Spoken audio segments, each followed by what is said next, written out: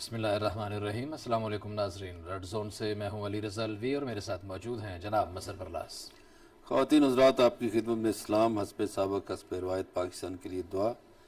اللہ تعالی ہمارے اس عظیم وطن کو سلامت رکھے، یہ وطن ترقی کرے، یہاں خوشحالی ہو، اور اللہ کرے یہاں خوشحالی نظر بھی آئے۔ علی رضا الوی صاحب، کیا خبریں؟ جی، وزیراعظم عمران خان نے آج اٹک کا دورہ کیا کہ اجتماع سے خطاب کرتے ہوئے انہوں نے کہا کہ ہم خیبر پختونخوا میں پہلی مرتبہ ہیلتھ کارڈ ہم نے متعارف کرایا تھا، اور خیبر پختونخوا کے لوگ ایسے لوگ ہیں جو دوسری دفعہ کسی کو منتخب نہیں کرتے۔ ہم نے وہاں اتنے اچھے کام کیے تھے کہ پی کے لوگوں نے ہم پر اعتماد کیا اور ہمیں دوبارہ منتخب کر دیا، اور انہوں نے کہا کہ 5 سال کا مینڈیٹ لے کر آئے ہیں۔ انہوں نے عثمان بزدار کو کہا کہ لوگوں کو بتاؤ جو اس طرح کی باتیں کرتے انہیں اپنی کارکردگی بتاؤ کہ ہم بہت اچھے طریقے سے کام کر رہے ہیں۔ انہوں نے کہا 2 ارب درخت لگا چکے ہیں، 10 ارب درخت لگائیں گے، اور 10 سالوں میں 10 ڈیم بنائیں گے۔ یہ پاکستان کی تاریخ میں پہلی دفعہ ہوگا۔ اس کے بعد پیٹرولیم مصنوعات کی قیمتوں میں اضافے پر بھی بات کریں گے۔ کل رات کو اچانک پیٹرولیم مصنوعات کی قیمتوں میں جو اضافہ ہوا، لوگوں نے کوئی توقع رکھی تھی، اور ظاہر ہے کہ وزیر اعظم ہاؤس کے ترجمان نے جب بتایا تھا کہ وزیر اعظم نے کمال محبت اور کمال مہربانی سے پاکستان کے شہریوں پر محبت اور ان کے ساتھ رحم کا سلسلہ جاری رکھتے ہوئے مسترد کر دیا اوگرا کی سمری، لوگ مطمئن تھے کہ چلے کچھ دن تو سکھ کے سانس لیں گے، 15 دن، کم از کم 15 تاریخ تک۔ لیکن 5 تاریخ کی رات کو یہ اچانک پھر پٹرول بڑھانا پڑا۔ جاننے کی کوشش کریں گے کیا وجوہات ہیں۔ آج کچھ انہوں نے وجوہات بتائی بھی تھیں، اس کا بھی احاطہ کریں گے۔ پھر کل پٹرول بڑھا تو آج بجلی کی قیمت بھی مزید بڑھا دی گئی، اور یہ بھی بتایا گیا کہ چینی کیوں مہنگی ہوئی ہے، اس کا بھی جائزہ لیں گے۔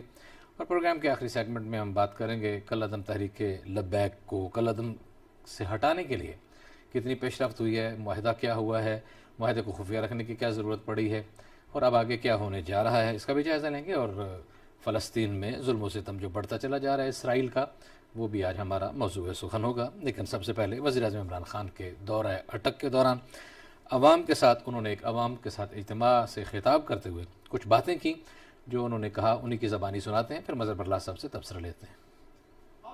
پچھلے 3 مہینے میں تیل دگنا ہو گیا، $45 سے اب پہنچ گیا $85 پہ۔ جب تیل مہنگا ہوتا ہے سب کچھ مہنگا ہوتا ہے۔ پھر جو دنیا میں فریٹ ہے، یعنی جو کشتیوں کے اوپر جو سامان آتا ہے، اس میں 350% کا اضافہ ہو گیا، مزید مہنگا ہو گیا۔ اور پھر جو پاکستان چیزیں باہر سے منگواتا ہے، مثلا تیل، پھر بجلی، آدھی بجلی تیل پہ چلتی ہے، وہ مہنگی۔ پھر جو ہم گھی منگواتے ہیں، وہ باہر سے جو تیل آتا ہے، جو پام آئل ہے، وہ دگنا ہو گیا۔ دالیں 70% باہر سے منگواتے ہیں، وہ دگنی ہو گئی۔ تو جب یہ ساری دنیا میں جو مہنگائی ہوئی، وہ ظاہر ہے پاکستان اسی دنیا میں ہے، کوئی اسمان میں تو نہیں ہے، تو اس کا ہمیں بھی اثر ہونا تھا۔ تو لہٰذا ہم نے پوری کوشش کی اور کر رہے ہیں کہ اپنے لوگوں کو ہم اس مہنگائی سے بچائیں۔ جی، وزیر اعظم نے بتایا، آپ سن رہے ہیں کہ وہ بڑی پوری کوشش کر رہے ہیں اب ہم کو مہنگائی سے کس طرح بچا سکتے ہیں۔ پاکستان بھی اسی دنیا میں، ایسے سیارے میں ہے، آسمان پر تو ہے نہیں کہ جب دنیا میں مہنگائی بڑھے تو یہاں نہ ہو۔ وزیر اعظم کی ساری باتیں سننے کے بعد ہم یہ کہہ سکتے ہیں کہ کچھ باتوں میں تو سچائی نظر آتی ہے، ٹھیک، کچھ باتوں میں مس مینجمنٹ ہے، کچھ باتوں میں بد انتظامی ہے یا بیڈ گورننس ہے۔ مثلا انہوں نے کہا کہ پٹرول کی قیمت اتنی بڑھ گئی، $45 سے $85 ہو گئی فی بیرل۔ اوکے، پیپلز پارٹی کے دور میں یہ $100 بیرل بھی ہوئی تھی، $118 تک گئی تھی۔ مگر انہوں نے مینج اس طرح کیا تھا کہ عوام پر بوجھ نہ پڑے۔ اب آپ ڈیوٹی کم کریں۔ اچھا، پھر وزیر اعظم صاحب کو یہ بات ان کے مشیران سمجھائیں۔ ہم تو یہی عرض کر سکتے ہیں کہ بھائی، سعودی عرب آپ کو تیل دے رہا ہے ڈیفر پیمنٹ پہ، تو آپ ڈیفر پیمنٹ کا جو فائدہ ہے وہ لوگوں کو پہنچائیں، اور یہ پیمنٹ تو آپ نے بعد میں کرنی ہے سعودی عربیہ کو، صحیح۔ تو آپ وقتی طور پر تو اپنے لوگوں کو ریلیف دیں، تیل میں ڈیوٹی کم کریں، جیسے یہ ہمسایہ ملک انڈیا میں ہوئی ہے، انہوں نے ڈیوٹی کم کی ہے، 5 روپے پیٹرول سستا کیا ہے۔ اچھا، آج وزیر اعظم تو کہہ رہے تھے کہ وہاں 200 روپے لیٹر ہے اور بہت مہنگا ہے، اور آپ بتا رہے ہیں سستا ہو گیا۔ یا وزیر اعظم کو یہ لوگ غلط بتاتے ہیں؟ یہ 200 روپے لیٹر، یہ دیکھیں یہ حساب لگاتے ہیں، پاکستانی روپی کا مقابلہ کرتے ہیں ان سے۔ اب پاکستانی کرنسی بڑی کمزور ہے، بنگلہ دیش سے بھی کمزور ہے، انڈیا سے بھی کمزور ہے۔ اب میں مثال دوں کہ جی یہ پیٹرول مل رہا ہے 140 کا ہے، 50 کا ہے، فرض کریں 150 روپے لیٹر پیٹرول ہو، تو کویتی دینار کتنے کا آتا ہے؟ وہ تو آتا ہے 500 کا۔ تو میں کہوں جی کہ کویت میں تو اتنے کا آ رہا ہے، ان پیسوں سے حساب لگاؤں تو بات یہ ہے کہ آپ پہلے اپنی کرنسی کو دیکھیں، پھر آپ موازنہ کریں دوسرے ملکوں کے ساتھ۔ یا تو انڈین کرنسی آپ کے ایکول ہو، یا بنگلہ دیش کی کرنسی آپ کے ایکول ہو، یا امریکن کرنسی آپ کے ایکول ہو، یا برطانوی کرنسی آپ کے برابر ہو، پھر آپ موازنہ کریں ان ملکوں سے۔ جب آپ کی کرنسی برابر نہیں ہے، آپ کا جی ڈی پی برابر نہیں ہے، پھر آپ کیسے مقابلہ کر سکتے ہیں، کیسے موازنہ کر سکتے ہیں؟ اس کا ایک ہی طریقہ کار ہے کہ آپ جن ملکوں سے تیل لے رہے ہیں ڈیفر پیمنٹ پہ، کچھ اور ملکوں سے بات کر لیں، ان سے ڈیفر پیمنٹ پہ تیل لے لیں۔ آپ کو کویت دے سکتا ہے، قطر دے سکتا ہے، آپ کو عراق دے سکتا ہے۔ آپ اگر سامراجی پابندیوں میں جکڑے ہوئے ہیں تو آپ ایران سے بارٹر سسٹم کے ذریعے لے لیں، نہ ڈالر میں ان سے کریں ٹریڈ، تو آپ اپنے لوگوں کا مسئلہ حل کریں اور پیٹرول کو سستا کریں۔ دوسری بات جو ان کی پام آئل والی ہے، صحیح ہے، وہ ملیشیا سے آتا ہے، ٹھیک ہے، پام آئل وہاں سے آتا ہے، تو آپ یہاں جو سویابین ہے وہ اگائیں، سورج مکھی اگائیں، اور پام کے بھی درخت لگائیں۔ آپ کے پاس اتنا بڑا 750 کلومیٹر ساحلی پٹی ہے، آپ وہاں کیوں نہیں لگاتے؟ چلیں وقتی طور پر وہ مہنگا صحیح، تو آپ خود بھی تو اگائیں نا۔ جو 10 ارب درخت لگانے ہیں یہ لگا لیں، آپ پام آئل ٹری لگا لیں تاکہ آپ کے یہ یہاں سستا کاشتکاری ہو۔ پہ اس پہ توجہ دے دینا جو اچھا، پھر بینیفیشری۔ آپ کے ملک میں ڈیری فارمنگ ہو سکتی ہے، آپ ڈیری فارمنگ کریں، آپ لوگوں کو دیسی گھی دیں، آپ اس قدر ڈیری فارمنگ کر دیں اس ملک میں۔ ہمارے ملک میں تو گائیں بھینسیں ہو سکتی ہیں آرام سے، وہ کیوں نہیں کرتے؟ آپ زرعی بینک کے ذریعے لوگوں کو قرضے دیں کہ بھئی آپ ڈیری فارمنگ کریں، تو جب بڑے بڑے ڈیری فارم بن جائیں گے تو آپ لوگوں کو دودھ بھی دے سکیں گے، مکھن بھی دے سکیں گے، دیسی گھی بھی دے سکیں گے۔ تو ایک حال یہ ہے۔ پھر آپ نے کہا دالیں، صحیح ہے، دالیں ہم باہر سے منگواتے ہیں، آپ خود کیوں نہیں اگاتے؟ آپ کی زمین تو سب کچھ اگا سکتی ہے۔ تو یہ مس مینجمنٹ ہے، یہ دو چیزوں میں مس مینجمنٹ آ گئی۔ مسئلہ صرف یہ ہے کہ یہ جو وزیر اعظم اور وزیر اعظم کے ارد گرد لوگ بیٹھے ہیں یا اور امیر طبقہ جو ہے، اس کو شاید فرق نہیں پڑتا ہوگا۔ صحیح، وہ ظاہر ہے ڈالروں میں باتیں کرتے ہیں، جیسے ابھی مشیر خزانہ جو ہیں ان کا میں دیکھ رہا تھا بیانات کہ جی 68 سے پہلے ہماری معیشت سعودی عرب سے اور کوریا سے بھی بہتر تھی، تو وہ بہتر کیوں نہیں رہی؟ پھر جی مشرقی پاکستان کی علیحدگی کے بعد ہم آہستہ آہستہ کمزور ہوتے گئے۔ پچھلے دنوں فواد چودھری کا ایک انٹرویو تھا کہ جی جتنے مشرف دور تک قرضے لیے گئے اس سے زیادہ قرضے 10 سالوں میں لیے گئے۔ بھئی اگر 10 سالوں میں قرضے لیے گئے تھے تو آپ ان کو پکڑیں جنہوں نے قرضے لیے، لوگوں کا کیا قصور ہے؟ آپ ان سے نکلوائیں جنہوں نے یہ ملک لوٹا صحیح، یا جنہوں نے قرضے لیے۔ لوگوں کو آپ مہنگائی کی چکی میں کیوں پیس رہے ہیں؟ اور یہ بھی مس مینجمنٹ کے علاوہ بیڈ گورننس ہے کہ آپ کو پتہ ہی نہیں چل سکا آپ کی حکومت کو کچھ جولائی سے ملنے بند ہیں 3 سندھ میں. اچھا اس پہ بات کرتے ہیں ذرا. وزیر اعظم نے کیا بات کی ہے؟ پہلے وہ کلپ آپ کو سناتے ہیں کہ وزیر اعظم عمران خان نے پاکستان میں لوگوں کو سمجھ ہی نہیں آ رہی تھی کہ چینی بالکل پکڑائی نہیں دے رہی اور بڑھتی چلی جا رہی ہے. بہرحال وزیر اعظم نے ایک تحقیق کے بعد یہ بات بہرحال بتا دی کہ اصل مسئلہ کیا ہے کہ چینی مہنگی کیوں ہو رہی ہے. انہوں نے کیا بتایا اور کچھ اور بھی باتیں اس میں انہوں نے کی، وہ آپ کو سناتے ہیں. ایک دم 140 روپے جو پاکستان کی چینی ہے 140 روپے پہ پہنچ گئے. میں نے پتا چلا ہے کیا ہوا. پتا چلا کہ 3 شوگر مل سندھ کے اندر جو چل رہی تھی ان کو بند کر دیا. یہ یاد رکھیں جب یہ سیزن آتا ہے نا گنے کا، جب چینی بنتی ہے فیکٹریوں میں شوگر ملز میں جب گنا لے کے جاتے ہیں تو وہ سندھ سے شروع ہوتا ہے اور پھر پہلے وہاں پکتا ہے، پھر آہستہ آہستہ 15 سے پنجاب میں شروع ہو جاتا ہے. تو جب سندھ میں وہ 3 ملز بند ہوئی تو پتا چلا کہ ایک دم کبھی، اور اس کے وجہ سے 140 پہ پہنچ گئی چینی کی قیمت. میں نے پھر پتا چلوایا کہ یہ وجہ کیا ہوئی تو پتا چلا کہ اس کی وجہ سے یہاں کی جو شوگر ملز تھی انہوں نے ذخیرہ اندوزی کرنی شروع کر دی. میں نے چیف سیکرٹری سے پوچھا کہ ہمارا تو قانون ہے ذخیرہ اندوزی کر نہیں سکتے، ان کی مل سے جا کے اگر یہ ذخیرہ اندوزی کر رہے ہیں تو چینی اٹھا کے مارکیٹ میں لے کے تاکہ قیمت نیچے آئے. پتا چلا جی جولائی سے یہ شوگر ملز نے سٹے آرڈر لیا ہوا ہے اس قانون کے خلاف. جی یہ 3 ملیں سندھ میں جو ہیں وہ بند ہوئیں اور اس وجہ سے پورے پاکستان میں چینی کو آگ لگ گئی. اور اس میں ایک اور بھی اعتراف کیا، یہ جو مزیر مشیر ہیں یہ تو مانتے ہی نہیں ہیں. وزیر اعظم نے مان لیا کہ چینی 140 روپے کلو ہوگی انہوں نے اپنے خطاب میں. بات یہ ہے علوی صاحب، چلیں مان لیا، بڑی مہربانی.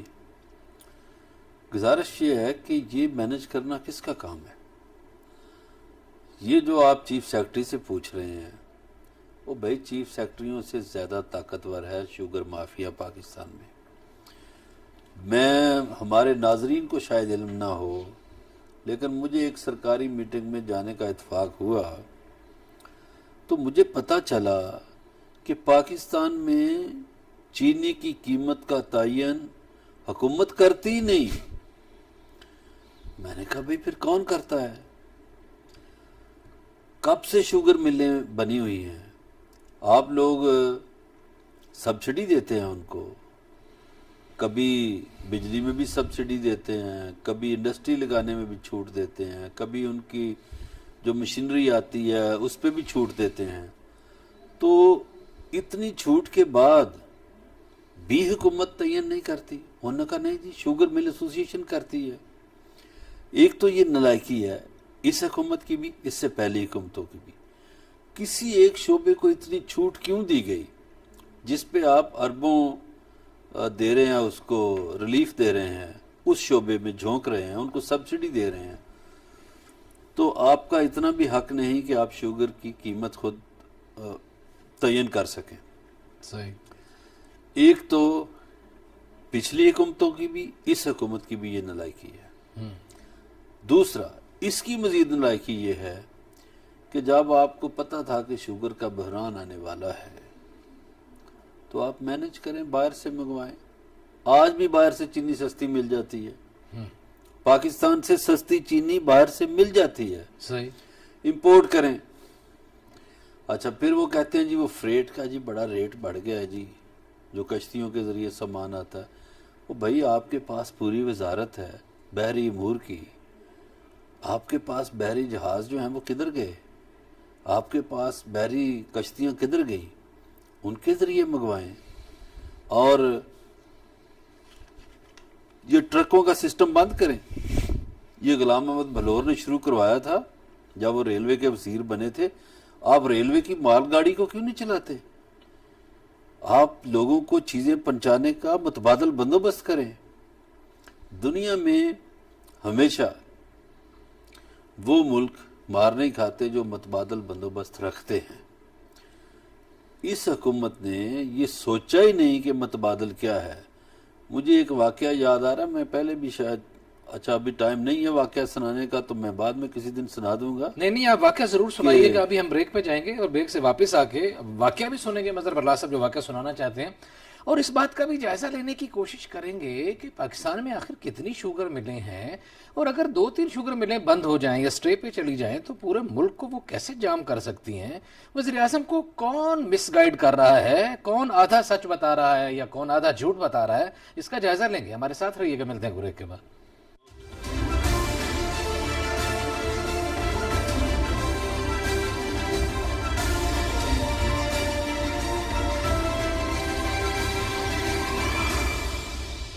ویلکم بیک ناظرین. بریک پہ جانے سے پہلے وزیر اعظم عمران خان کا مہنگائی بڑھنے کے حوالے سے ان کا موقف بتا رہے تھے, اور وہ ان کی مجبوریوں کا ادراک کر رہے تھے, اور وہ اس معیشت کے حوالے سے, اس مہنگائی کے حوالے سے, لوگوں کی بے بسی کے حوالے سے اپنی بے بسی کا جو نوحہ پڑھ رہے تھے وہ بھی آپ کو سنا رہے تھے. لیکن ظاہر ہے اپوزیشن تنقید کرتی ہے, اور اپوزیشن جو ہے تنقید نہ کرے تو ظاہر ہے کہ ان کا ووٹ بینک کیسے برقرار رہے. خواجہ آصف نے اس حوالے سے کچھ گفتگو کی, آپ کو وہ سناتے ہیں, پھر اس پہ تبصرہ کرتے ہیں. مہنگائی جو ہے اس کا کیا علاج ہے حکومت کے پاس. ایک دن ریلیف پیکج دیتے ہیں, دوسرے دن بم گرا دیتے ہیں. میں ابھی باہر سے آ رہا ہوں, وہاں پہ لوگ کہہ رہے ہیں یہ 170 پہ چلے جانا پیٹرول جو ہے. چینی کا یہ ہم لوگوں کو چور کہتے ہیں, ہم لوگوں کو کہتے ہیں یہ ڈاکو ہے. کچھ ڈاکو ان کے ساتھ مل گئے, باقی بقول ان کے جو باقی ڈاکو اس سائڈ کے اوپر رہ گئے. ہم تو چینی جو ہے 50 پہ بیچتے تھے, پٹرول جو ہے وہ 70 روپے میں بیچتے تھے, بجلی جو ہے وہ کچھ 11 روپے کی ایوریج بجلی کا ریٹ تھا. جی چور اور ڈاکو تھے ہم تو 50 روپے میں چینی, 75 روپے میں 70 روپے میں پیٹرول اور 11 روپے میں فی یونٹ بجلی بیچتے تھے. اب کیا صورت ہے؟ بالکل صحیح ہے.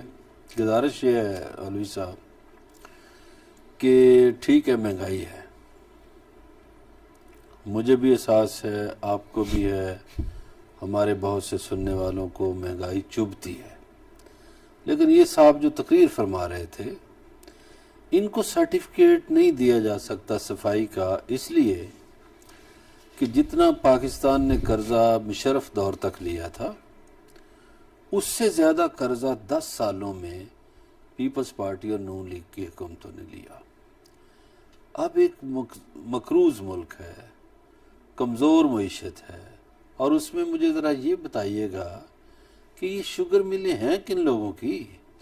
کسی غریب بندے کی بھی ہے برلا صاحب, یا کوئی سرکار کی بھی ہے؟ کسی غریب بندے کی تو سوال ہی پیدا نہیں ہوتا. تھوڑی سی آپ نے کہا ہے تو ہسٹری بتا دیتے ہیں کہ وزیر اعظم نے تو کہہ دیا کہ 3 شوگر ملیں.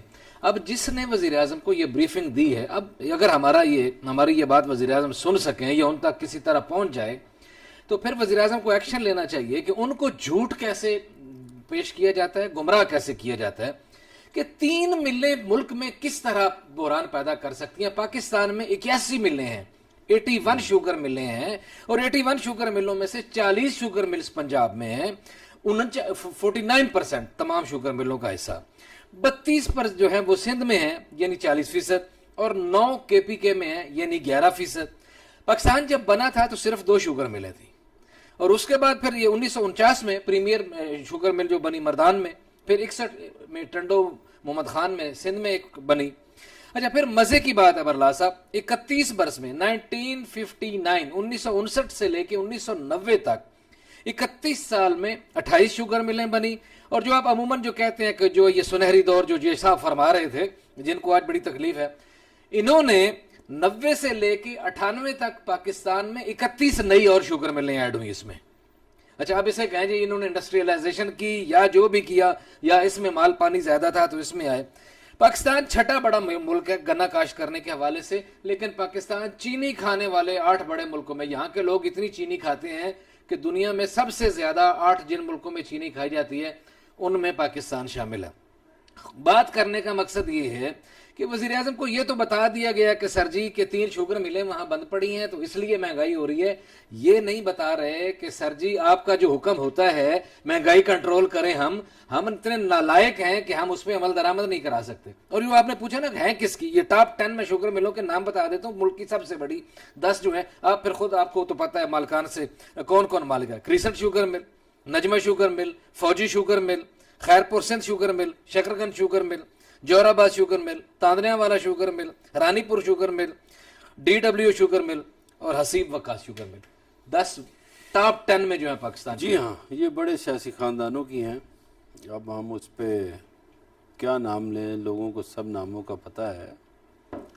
अब ये जो कैलकुलेशन आपने बताई है, इसके मुताबिक आप देखें, पहले हमारे यहाँ एक रवाज ये था कि हमारे यहाँ हमारे काश्तकार शक्कर बनाते थे देसी गन्ने से, ऐसे ही वो बहुत इस्तेमाल होती थी। ये 70 में तो ये डिपो सिस्टम था ना, ऐसे ही तो ये कोई शादी ब्याह पे ये वाइट शुगर आती थी। चले, बाद में लोगों ने इस्तेमाल करना शुरू कर दी। अब अगर छठा मुल्क है गन्ने के हिसाब से और 8वां मुल्क चीनी खाने के हिसाब से, तो यहाँ तो चीनी की बहुतात होनी चाहिए और सस्ती भी होनी चाहिए। असल बात जो आपने की कि वज़ीर आज़म के अहकामात हवा में उड़ा दिए जाते हैं। वहीं पे एक दिन वो बंदा रिलीफ पैकेज का ऐलान करता है, जी हाँ। उसके असरात अभी नहीं आते तो महंगाई का बम गिरा दिया जाता है। अच्छा देखिए कितने लोग खुश हुए, जो हमने इंट्रो में भी बात की जी, वज़ीर आज़म हाउस से बयान भी जारी हो गया कि पेट्रोलियम मसनूआत की कीमतें जी नहीं बढ़ी, वज़ीर आज़म ने समरी मुस्तरद कर दी। लोग जोलियां उठा उठा के दुआएं दे रहे थे, खुश थे, और ये सारे स्पोक्स पर्सन भी भजन गा रहे थे ट्विटर पे और हर जगह पे बैठ के, और लोगों ने उम्मीद जाहिर की चलो 15 तक सुख का सांस लेंगे। फिर 5 तारीख को बढ़ा। साहब खुद तहकीकात कराएं कि ये कैसे बढ़ गई, जब उन्होंने नहीं बढ़ाई तो कैसे बढ़ गई। फिर ये जो अदारे हैं हमारी वजारत पेट्रोलियम, वैसे तो हमें कहा जाता है कि हमारे KP में बड़ा तेल है, हमारे बलूचिस्तान में बड़ा तेल है, सिंध में बड़ा तेल है, तो भाई वो तेल निकालें, वो किस लिए रखा हुआ है। तेल की बात भी सुन लें, जैसे आपने इब्तिदा में बात की। अच्छा ये भी गलत ब्रीफिंग दी गई वज़ीर आज़म को कि जी देखें 200 रुपए लीटर और 250 रुपए लीटर है आज के रेट है। दिल्ली में पेट्रोल 6 रुपए 7 पैसे उन्होंने सस्ता किया और 103 रुपए 97 पैसे फी लीटर है पेट्रोल, और डीजल 11 रुपए 75 पैसे सस्ता किया, 86 रुपए 67 पैसे है पेट्रोल डीजल। मुंबई में पेट्रोल 5 रुपए 87 पैसे सस्ता किया और आज 109 रुपए 98 पैसे है। डीजल 12 रुपए 48 पैसे सस्ता किया, 94 रुपए 14 पैसे है। कोलकाता में पेट्रोल 110 से कम करके 104 रुपए 67 पैसे किया। ये तो एक ही मुल्क की डीजल बात है ना। नहीं एक मुख्तलिफ एरियाज के भी इतनी मेहनत इतनी तकलीफ नहीं करते कि वजीर आजम को सच्ची बता दें, और फिर वजीर आजम की तकरीरों से जगहसाई होती है, लोग उनके क्लिप निकाल निकाल के सुनाते हैं, देखे नहीं वजीर आजम क्या बात कर रहे हैं। तो वजीर आजम साहब का अपना इसमें कसूर ये है कि वो अपनी टीम क्यों नहीं बदलते। ऐसे ही है, ये जो उनको गुमराह करती है, उन्हें झूठी बातें बताती है, झूठी ब्रीफिंग देती है, ऐसी टीम को बदल दे। और ये दिवाली की खुशी में किया गया है। हमारे यहाँ रमजान की ईद आती है, ईद उल फित्र आती है, ईद कुर्बान आती है, उस रात हमारे यहाँ पेट्रोल जो है ना वो चल फिर इसमें देखिए हमारे लोगों का भी कसूर है। बिल्कुल नहीं, हमारा ताजर जो है रेट तो गवर्नमेंट बढ़ाती है ना, पेट्रोल देखिए पेट्रोलियम बाकी चीजें भी बहुत महंगी होती हैं। देखिए हमारा ताजर जो है रमजान में कितनी महंगाई कर देता है, हुकूमत का तो रेट और होता है। असल बात यह है कि यहाँ एक सिस्टम होता था प्राइस कंट्रोल कमेटियों का, वो प्राइस कंट्रोल कमेटियाँ कहीं गायब हो गई हैं, पता नहीं वो किधर चली गई हैं, और हमारा ताजर भी खुश है, मिल मालकान भी खुश हैं, वो पैसे कमा रहे हैं, ये जो ताजर है ये भी खुश है, ये नजायज़ मुनाफा कमा रहा है, मिडल मैन पिस गया है। ये जो रिलीफ के सारे धंधे हैं ये भी गरीबों के लिए हैं, जो दरमियाना तबका है वो पिस गया है हजूर, और इस मुल्क का सबसे बड़ा तबका दरमियाना तबका है। तो सफेद पोशों के लिए तो जिंदगी जीना आराम हो गया, न वो किसी के सामने हाथ फैला सकते हैं, न उनकी आमदन आगे आ रही है, न वो अपने लिविंग स्टैंडर्ड को डिक्लाइन गड़बड़ कर सकते हैं। चीनी महंगी हुई या पेट्रोल महंगा हुआ, इससे फायदा किसको हुआ? बड़े खानदानों को या फिर इस ट्रेड में लगे हुए लोगों को, ताजरों को। पिस गया दरमियाना तबका, रिलीफ पैकेज आ गए गरीबों के लिए, एहसास प्रोग्राम आ गया, फलाना आ गया, फलाना आ गया, तो दरमियाने तबके की कौन सोच रहा है?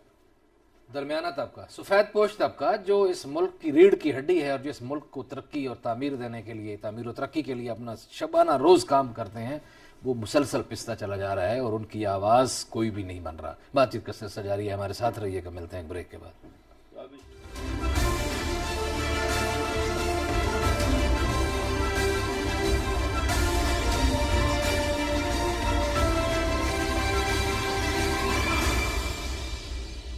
ویلکم بیک ناظرین. بریک پہ جانے سے پہلے بات ہو رہی تھی مہنگائی کے حوالے سے. مہنگائی کے حوالے سے وزیر اعظم کیا سمجھتے ہیں, اصل صورتحال کیا ہے, خطے کی صورتحال کیا ہے, قریبی ممالک کی صورتحال کیا ہے, جائزہ لینے کی کوشش کر رہے تھے. اگلی خبر کی طرف بڑھتے ہیں. مظہر اللہ صاحب, آپ سے پوچھنا یہ ہے کہ یہ تحریک لبیک پاکستان کالعدم, ابھی تک تو خیر کالعدم ہے لیکن سمری شمری چل پڑی ہے, اور یہ کچھ دنوں کے بعد ہم کالعدم کہنا چھوڑ دیں گے ظاہر ہے. تو یہ کیا ہوا ہے؟ کچھ ایگریمنٹ ہوا ہے, کچھ لوگ تنقید کر رہے ہیں بڑا خفیہ ایگریمنٹ ہوا ہے, کچھ کہہ رہے ہیں خفیہ کرنے کی کیا ضرورت ہے, دوسری طرف سے کچھ لوگ کہہ رہے ہیں خفیہ ہوا کدھر ہے کیا اندر کی کہانی کیا ہے؟ آپ تو کہہ رہے ہیں نا کچھ دنوں بعد ہم کالعدم تنظیم کہنا چھوڑ دیں گے. ٹھیک ہے, آرڈر آ جائیں گے نا ہمیں. جب آرڈر آ جائیں گے, حکومت ایک فیصلہ کر لے گی کہ یہ تنظیم کالعدم نہیں ہے, تو ہم بھی کہیں گے نہیں ہے. ہاں جی صحیح. لیکن اس سے بات آگے نکل گئی ہے. اچھا وہ کیا؟ حکومتی پارٹی یہ تک سوچ رہی ہے کہ اگلے الیکشن میں اسی تنظیم سے اتحاد کر لیے جائے, اور ان کے ایک رہنما نے کہا کہ میں ان کا سعد رضوی کا استقبال کروں گا. اب اعجاز چودھری کی بات تو نہیں کر رہے؟ ہاں, انہی کی بات کر رہا ہوں نا. پھولوں کے گلدستے لے کے وہاں پہنچوں گا اور استقبال کروں گا. اور انہوں نے کہا کہ آئندہ جو الیکشن ہے اس میں اتحاد کی بات ہوگی. یہ اتحاد کی بات کیوں ہوئی ہے؟ نہیں, مجھے جاتے جاتے میں روکنا نہیں چاہتا آپ کو, لیکن یہ تھوڑا سا بتانے کے لیے کہ اعجاز چودھری نے خود ہی بات کی ہوگی یا اوپر سے وزیر اعظم کی ہدایت آئی ہوگی کہ اس بات کو چلاؤ ذرا.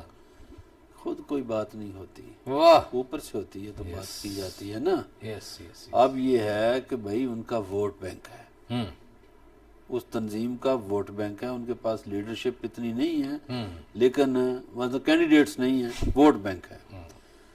تو وہ اس طرح کی تنظیموں کے ساتھ سیاسی جماعتیں یہ ہاتھ کرتی ہیں کہ ان کو ایک تو سیٹیں دے دیتی ہیں اور ان کا ووٹ بینک جو ہے وہ خرید لیتی ہیں ان 2 سیٹوں کے بدلے میں, جیسے اور جماعتوں کے ساتھ تحریک انصاف کا تجربہ ہے. ٹھیک ہے, تو میرا خیال ہے کہ یہ بات کالعدم والی تو ختم ہو جائے گی, آگے اتحادوں کی بات چل رہی ہے. باقی معاہدہ مجھے نہیں, وہ تو چھپا رہے ہیں, کہتے ہیں خفیہ ہے جی, ہم بتا نہیں سکتے. اچھا, ہاں, اتنا خفیہ ہے؟ بظاہر تو یہی کہہ رہے ہیں. آپ بتائیں, آپ کے پاس کوئی خبر؟ نہیں, میں خبر کیا دوں جی, کوئی خبریں ہمیں خواہ مخواہ دے کے مار کھانی ہے, ہمیں خبروں کو زیادہ دینے کی ہمیں کیا ضرورت ہے. اتنی کی خبر ہے کہ وہ کہہ رہے ہیں جی, جو ان کے حامی ہیں وہ کہتے ہیں کدھر خفیہ ہے, ساری کوئی تو سب نے بتا دیا ہے. اور جب نہ پریس کانفرنس میں جواب دیتے ہیں, نہ کوئی بات کرتے ہیں, اپنے کچھ مطالبوں سے بھی دستبردار ہو گئے ہیں. پھر جب اوپر سے بات کہا جاتا ہے, لوگوں نے جب تنقید کی سوشل میڈیا پہ کہ اب جناب حرمت رسول صلی اللہ علیہ وسلم کدھر گئی, آپ نے اگر یہی اپنے کیس ایسی واپس کرنے تھے, تو پھر اور صورتحال کچھ اور میں آ جاتی ہے. یار ویسے علی رضا علوی صاحب, حرمت رسول کی آپ نے بات کی, حرمت رسول صلی اللہ علیہ وسلم پہ ہماری جانیں قربان. ہماری جانیں ہم کوئی نعرے نہیں لگاتے, ایسے ہی ہے, لیکن ہمارا عشق رسول سلامت ہے. ہم سرٹیفکیٹ بھی نہیں دیتے. ہم سرٹیفکیٹ بھی نہیں دیتے. مگر پاکستان میں مذہبی جماعتوں نے بھٹو صاحب کے خلاف جو بڑا اتحاد تھا وہ بھی یہی کیا تھا. طریق نظام مصطفیٰ چلا دیجیے, فلاں ہو گیا. اس سے پہلے لیٹ 60s میں مولانا بشانی نے یہ طریقے چلا دی تھی اسلامی نظام کی. تو ہمارے ہاں اسلام کو سیاست کے لیے استعمال کیا جاتا ہے. بشانی صاحب نے بنگلہ دیش میں آگ لگائی. ٹھیک ہے جی, تو گزارش یہ ہے کہ ہمارے ہاں جو مذہبی لیڈرشپ ہے وہ ہمیشہ مذہب کو یا لوگوں کے جذبات کو سیاست کے لیے استعمال کرتے ہیں. صحیح, بالکل ایسے. شاید اس میں سچائی نہیں ہے کہ وہ اس بات میں کہ وہ خالصتاً کسی عشق کے جذبے سے یہ باتیں ایسے. چلے ٹھیک ہو گیا یہ بات, لیکن جو آپ نے سیاست والی بات کی, کیا کہیں یہ تو نہیں سوچا جا رہا کہ مسلم لیگ نون کو جس طرح ڈینٹ نہیں ڈالا جا سکا پنجاب میں, اور ایک بڑے طریقے سے یہ لوگ آ کے بالکل پنجاب کے پیٹ پہ آ کے بیٹھ گئے, صحیح مرکز میں, گجرانوالا اور اس کے بعد وزیر آباد میں, اور ابھی تک بیٹھے ہوئے ہیں. تو یہاں وہ جس طرح ہمارے پنجاب میں کہا جاتا ہے کہ ڈاڈے دے سارے ہی نال ہوتے ہیں, ڈاڈے طاقتور ہے یار, یہ طاقتور ہے. اور دوسرا شاید کیونکہ نواز شریف کے ساتھ بھی مذہبی ووٹ زیادہ انٹیکٹ تھا نا, اینٹی لبرل جو تھا, اینٹی بھٹو تھا, اینٹی پیپلز پارٹی تھا, تو وہ ووٹ توڑنے کی کوشش تو نہیں ہے. یہ بھی ہو سکتا ہے بھائی, اسی لیے تو انہوں نے کہا نا کہ ہم اتحاد کر سکتے ہیں. وہ رائٹ ونگ کا ووٹ ہے سارا, اور یہ بات آپ کی درست ہے کہ این اس وسط میں آ کے وہ بیٹھ گئے جہاں نون لیگ کا جو جادو ہے وہ سر چڑھ کے بولتا ہے. کیونکہ کچھ باخبر لوگ مبینہ طور پر یہ کہتے ہیں کہ یار لوگوں نے اسلام آباد آنا ہی نہیں تھا, اسلام آباد کا صرف نام تھا اور یہ دھمکی تھی کہ ہم نے جانا ہے, ورنہ اگر جانا ہوتا تو چل پڑتے تو کون روک سکتا تھا. ایک اور بھی پہلو ہے. تو وزیر آباد میں اور اس جگہ پہ جہاں سے ایک ہی سڑک وہ وزیر آباد کی طرف مڑتی ہے, آپ تو اس علاقے کے ہیں, تو وہ جناب وہ اس لیے بیٹھے ہوئے ہیں کہ پورا پنجاب جام ہے, لوگ ایک گجرانوالہ کو جاتی ہے, ہاں جی, ایک سیالکوٹ کو جاتی ہے, گجرات کو جاتی ہے, ایسے ہی وہ سارا پنجاب, ایک ڈسکا شریف کو بھی جاتی ہے, ایسے ہی. تو ایک اور بھی پہلو ہے. جی جی, کہتے ہیں کہ یہ جو اپوزیشن نے مہنگائی کے خلاف احتجاج شروع کیا تھا اس کو بھی ڈیفیوز کرنے کا یہ طریقہ تھا. ہاں بہت ساری چیزیں تو اس میں ڈیفیوز ہو گئی ہیں جی, کہ اپوزیشن کا مہنگائی کے خلاف احتجاج بھی ڈیفیوز ہو گیا ہے, وہ پینڈورا پیپرز بھی غائب ہو گئے ہیں, اس پہ بھی کوئی بات نہیں ہو رہی, اور بھی بہت ساری میڈیا مینجمنٹ ہوئی ہے. اللہ جانے اصل بات کیا ہے, یہ تو ناظرین آپ ہم سے زیادہ بہتر جانتے ہیں. اب کیونکہ ناظرین جو ہیں اس وقت بولنے اور لکھنے والوں سے زیادہ باخبر اور بہت زیادہ سمجھدار ہو چکے ہیں. آج اتنی آپ سے ملاقات ہوگی, کل اپنا خیال رکھیے گا. اللہ نگہبان.